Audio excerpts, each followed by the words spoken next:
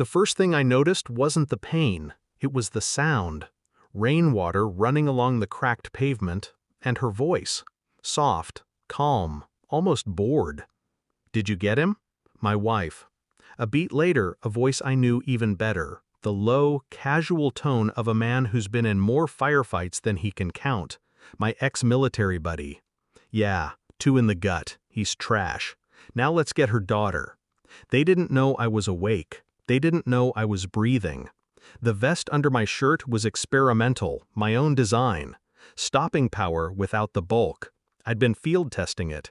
Turns out, tonight, it wasn't just theory. I kept my breathing shallow. Blood, fake and real, mixed in my mouth. They turned, their boots splashing through puddles, their shadows vanishing into the neon haze at the mouth of the alley. My pulse slowed. The betrayal burned hotter than the bullets. 3 weeks earlier, the first crack had appeared. Not a fight, not a scene, just a detail. Too small for anyone else to notice. I came home early from a late shift. She didn't hear me come in. She was on the phone, smiling in a way she hadn't smiled for me in years. The kind of smile you only wear for someone who matters. When she saw me, she froze. Too quick to end the call. Too quick to tuck the phone under a pillow. No question, no accusation, just the clock starting in my head. Over the next few days, the rhythm of our life stayed the same, but the space between words grew. Her perfume lingered on nights she claimed to be working late. My buddy dropped by twice in a single week, offering beers but never looking me in the eye. The distance between them was too carefully measured. Distance is only careful when it's hiding something. I didn't confront, I calculated. Her phone stayed locked now, but locks are mechanical problems, and I solve problems. One night while she showered, I cloned her SIM to a blank chip. It slipped into my spare phone like a key into a lock. Every call, every text mirrored to me. It didn't take long. The first message from him was harmless. Logistics, times, places. The second was less so. "Can't stop thinking about last night. You smell like trouble." My fingers didn't tighten. My face didn't change. I started watching patterns. The nights she was out matched perfectly with the days he skipped his usual routines. But there was something else. Something that made my stomach turn colder than the thought of them together. Her daughter. My stepdaughter. He mentioned her, once. A throwaway line. But there was weight to it. We should talk about the girl. I didn't like the way it read. I didn't like the way it felt. The last piece fell into place with a single recording. My cloned phone picked up a call at 2:14 a.m. I listened in silence as their voices filled the static. Not just lovers, partners. They were planning something. Not about me, about her daughter. Money, a payout, something ugly.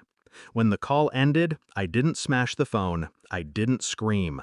I backed up every file, every photo, every word. 2 nights later, I handed her a sealed envelope over breakfast. She looked at me, puzzled, opened it. Her eyes moved across the printed transcripts.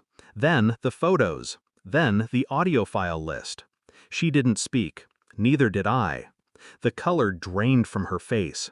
Her fingers trembled as she tried to close the envelope, as if sealing it could undo the contents. I watched her swallow her panic. She didn't know the trap was already set. The meeting she arranged with him tonight, I let it happen. I even brought the gun. I knew he'd use it. I also knew the body armor would hold. When they left me in that alley, I gave them 5 minutes. Enough to feel safe, enough to plan their next move. Then I followed. Quiet, precise. They stopped at a cheap motel 2 blocks away, room 6B. I didn't kick the door in. I knocked. Once. When my buddy opened it, his face drained of all color. His hand twitched toward his waistband, but I already had the gun in mine. Not pointed at him, just resting. Casual. I looked at her. "You planned it," I said quietly.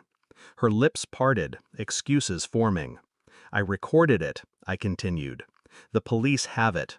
Your daughter's safe. You're both done.